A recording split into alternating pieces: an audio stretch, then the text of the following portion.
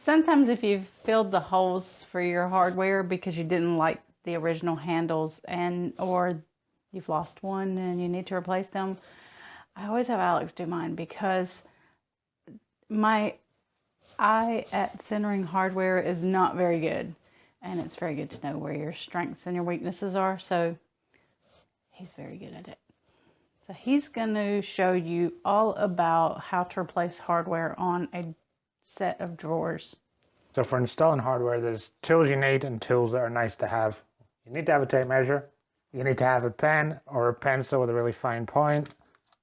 You need a set of drill bits. It's nice to have a center punch. If you don't have a center punch, you can use a screw or an awl.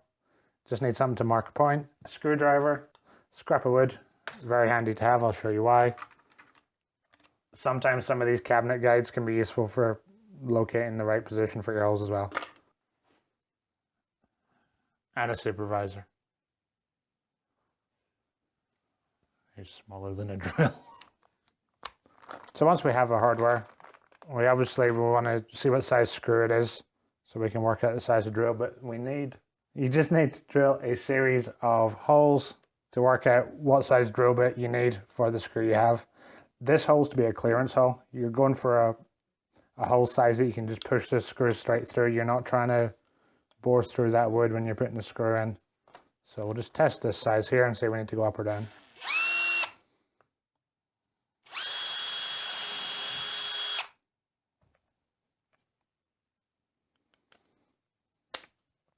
So that's a good fit. It's sometimes best to visualize using a dresser as to work out your separation for the holes. Does it feel natural to be gripping there, or does it feel more natural to be further in or closer together? I'm thinking somewhere about here. Okay. That seems natural. Okay, so we're going 4.5, 1, 4.5, 2. So the template I have here, it doesn't actually cover something as shallow as a 1 inch from the edge, so we're just going to have to do that carefully measuring it. Because there's only 2 at that height, it's not a big deal just to be super accurate 2 times. If you were going to be replicating that multiple times, you probably want to get yourself a scrap of wood and just drill yourself a 1 inch hole and be sure you can repeat it. Okay, because we can't use our template on this top drawer, we're just going to have to make a couple of measurements. So first thing we do is just a couple of bits of blue tape. We know we're coming 4.5 inches in, so I'm going to pop a bit of blue tape here. This doesn't need to be accurate at this point because we're going to come back and mark it. So that's within that range. We'll do the same on the other side.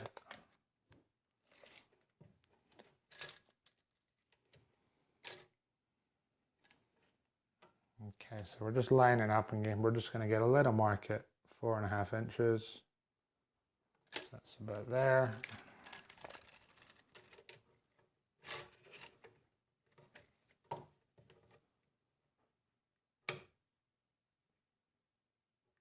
About there. Okay, we're looking for a drop of 1 inch.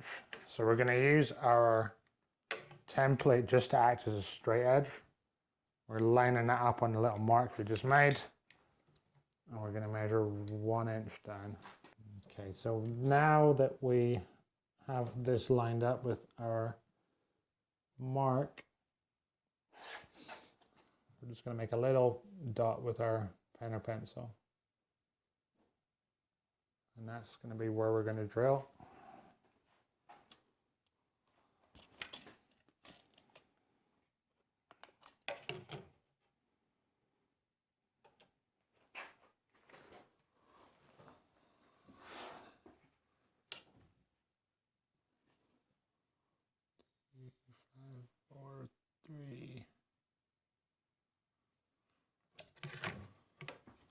Now before we make any permanent marks and holes in our piece, we're just going to measure in from the side.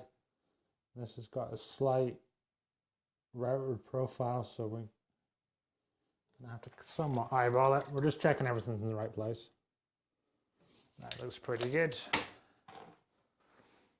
this point we'll take a center punch and we're just going to punch through that little dot we just made. The purpose of this is just so your drill head stays where you line it up. Because this is a very smooth surface, it'd be quite easy for the drill just to walk on you. So now we've got a little dimple there.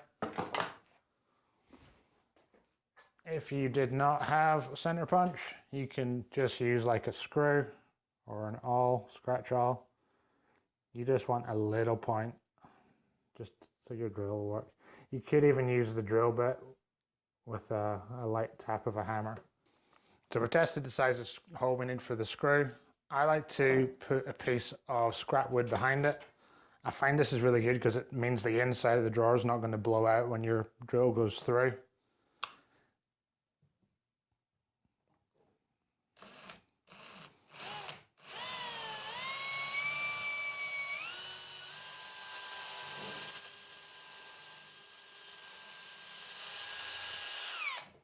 So just obviously holding this, the drill as square and straight as possible.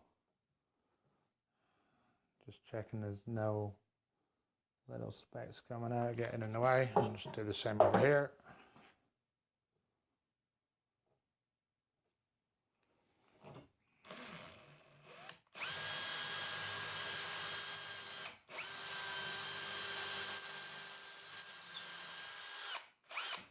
As well as protecting the inside of the drawer, having the block there also protects you from accidentally drilling through your fingertips, which if you've ever done it, you'll realize it's pretty painful.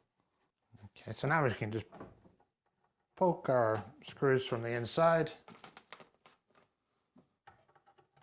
The hole is nicely oversized, but it's not so big that the hardware is going to wiggle. Now we just take a screwdriver and screw these in. I prefer using a screwdriver simply because these are machined screws going into machined holes, and you don't need to force them. But if you were to do this with a drill, there is a possibility if your hole wasn't perfectly straight, you could snap that screw, and that can be a nuisance to try and get it out. It may take 4 or 5 seconds longer using a screwdriver, but you're never going to break a screw with a screwdriver. Okay, let me quickly show you how I do a drawer where my template is actually going to work.